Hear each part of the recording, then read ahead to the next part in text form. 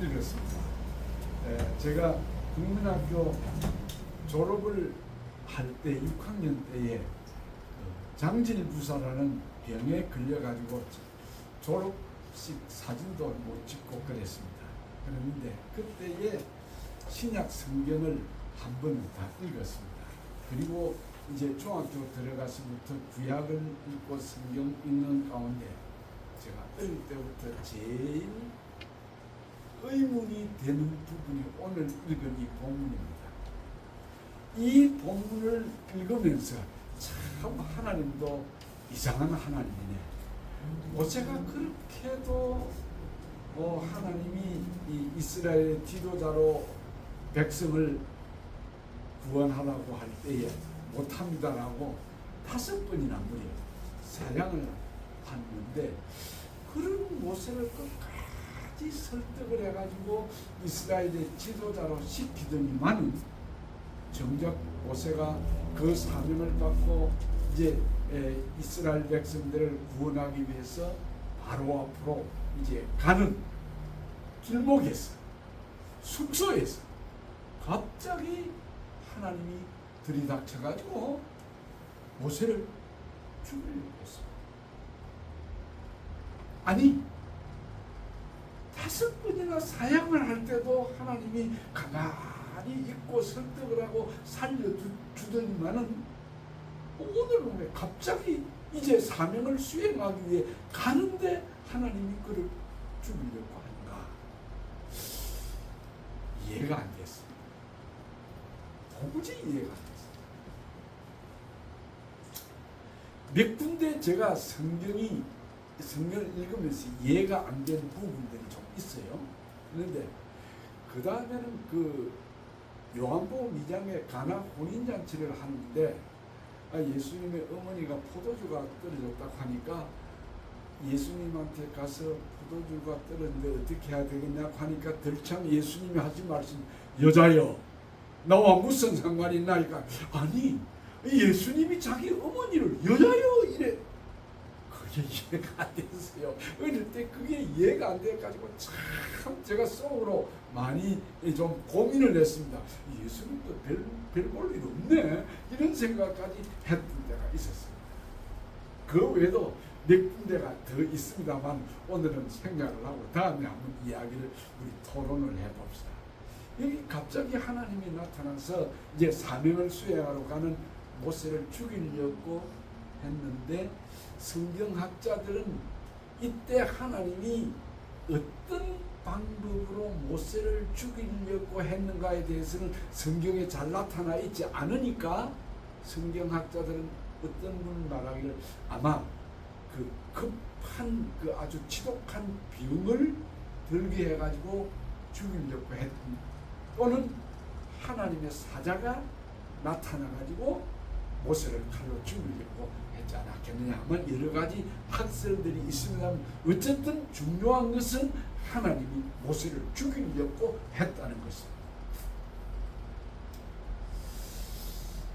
왜 하나님이 모세를 죽이려고 했을까? 그 대답은 간단합니다. 모세가 아들 할례를 하지 않았기 때문이라고 성경은 분명히 밝히고 있습니다. 그렇습니다. 모세가 그 아들 할례를 행하지 않았기 때문에 그의 아내인 시보라가 차도를 취해서 할례를 행함으로써 모세가 살아났습니다. 그러면 여기서 우리가 생각할 수 있는 부분이, 그러면 할례가 얼마나 중요하기에 하나님께서 그 할례를 안 했다고 모세를 죽이려고 했을까? 이거 우리가 한번 좀 생각해 볼 필요가 있지 않나 싶습니다. 저는 이 부분에 대해서 할례 때문에 모세를 죽이려고 했던 이 하나님의 의도 속에 무엇이 포함되어 있을까? 어떤 메시지를 주기 위해서 하나님은 모세를 갑자기 죽이려고 했을까 하는 문제입니다. 첫째는 이 할례는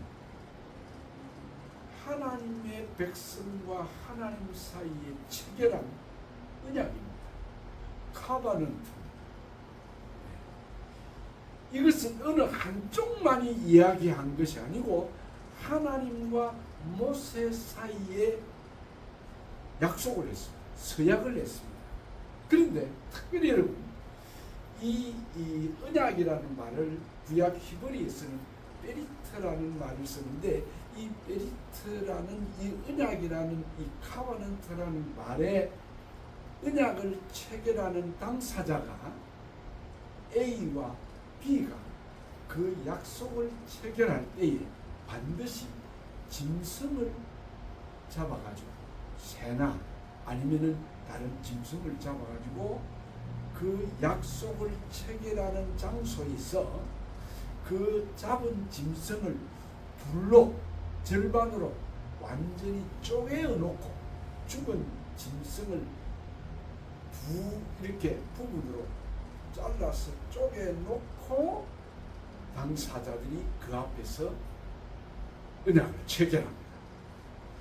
그 짐승을 죽여서 잘라놓은 그것은 무슨 의미냐 하면은 당신과 나 사이에 이런 언약을 약속을 하는데 당신이 먼저 혹은 내가 먼저 합의 없이 이 약속을 어기면 이 쪼개어 죽어진 짐승처럼 그 사람은 반드시 죽는다 라는 것을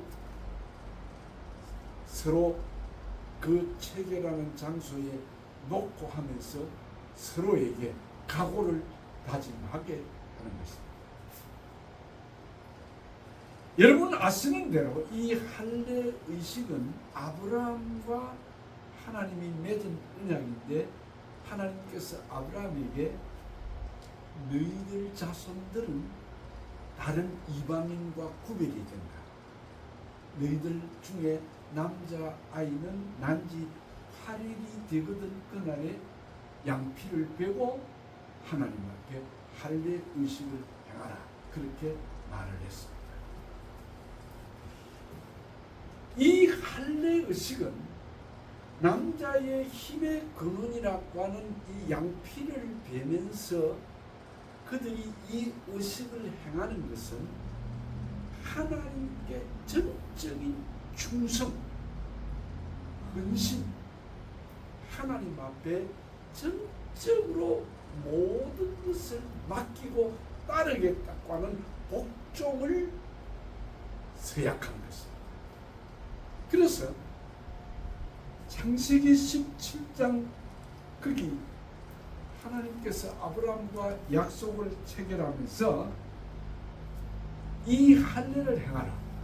그런데 너희 자손 중에서 남자아이가 8일 만에 할례를 행하지 않은 자가 있으면 그 사람 백성 중에서 끊쳐질 것이다 라고 엄숙하게 이야기를 하면서 약속을 했습니다. 여러분 이 말은 할례를 받지 않은 백성들은 죽임을 당한다는 이 말은 하나님이 인간의 생명보다 거룩을 더 우선한다는 이걸 여러분 아셔야 돼요. 하나님은 인간의 생명이 온 우주 천하보다도 생명보다도 더 귀한 것이 하나님과 인간의 약속이라고. 이 약속을 지키는 이것이 거룩인데 이 거룩을 해하는 자는 죽는다. 이것이 여러분 아시는 대로 이스라엘 백성들은 광야 40년 동안 할례를 행하지 않았습니다. 이스라엘 백성들이 40년 동안 할례를 행하지 않았다고 하는 것은 약속의 자녀로서의 그 의무를 저버린 것입니다. 즉 하나님 앞에 거룩을 그들은 훼손을 한 것입니다. 그래서 이스라엘 백성이 요단강을 건너고 길갈에 진을 쳤는데 그 길갈은 가나안 땅에 들어가서 제일 처음 성입니다. 그 길갈에 들어가서 텐트를 치면서 제일 처음 하나님께서 여호수아에게 명령하신 것이 뭐냐면 너희들은 할례를 행하라. 모든 이스라엘 백성들에게 할례를 행하라. 너희들이 40년 동안 광야에서 할례를 행하지 않는데 할례를 행하라. 또 하시면서 그 명령을 합니다. 근데 여러분, 그냥 우리가 할례를 행하라는 그런 정도가 아닙니다. 지금 가나안 땅에는 이스라엘 백성들이 요단강을 마른 땅으로 건너오고 그들이 파죽지세로 가나안 땅에 지금 들어온 그들을 향하여 온 가나안의 7 족속들이 다 지금 정신을 바짝 차리고 그들을 공격하기 위한 호시탐탐 때를 노리고 있는 그런 때입니다. 말하자면 이스라엘 백성이 할례를 행하면 대략 한 일주일간, 7일간 정도는 아파서 움직이지 못합니다. 전투를 하지 못합니다.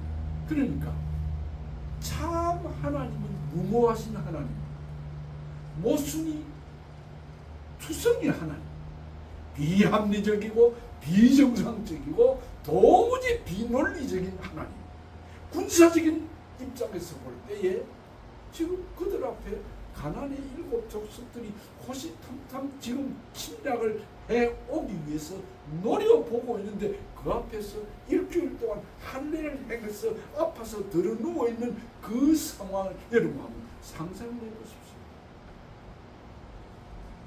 그러나 여기 하나님의 깊은 의미가 승리가 있습니다. 너희들이 들어가는 가나안 땅은 이방인의 땅이지만 하나님의 성민인 너희들이 들어가서 가꾸고 살아야 될 이 가나안 땅에서 제일 먼저 해야 될 일이 뭐냐 하면은 하나님 앞에 할례 의식을 행함으로써 거룩한 백성으로서 하나님 앞에 충성, 헌신, 그리고 순종, 복종을 서약하는 그 일을 우선하도록 하나님 하십니다. 그러니까 이스라엘 백성들은 지금 저기 노려보고 있는 그 적진 앞에서 어리석게도 하나님의 명령이라 할례를 행하면서 7일 동안 만약에 그 적들이 쳐들어와도 꼼짝도 대항도 못하는 그런 형편에 처하게 되었습니다. 그러나 하나님이 그런 일은 일어나지 않도록 했습니다. 하나님은 인간의 생명보다 거룩을, 성결을 더 중시하는 하나님. 그러므로 오늘 신약 시대에 살고 있는 오늘 우리에게도 이 하나님의 거룩을 훼손하거나 하나님의 명령을, 하나님의 약속을 어기는 자들에게는 하나님께서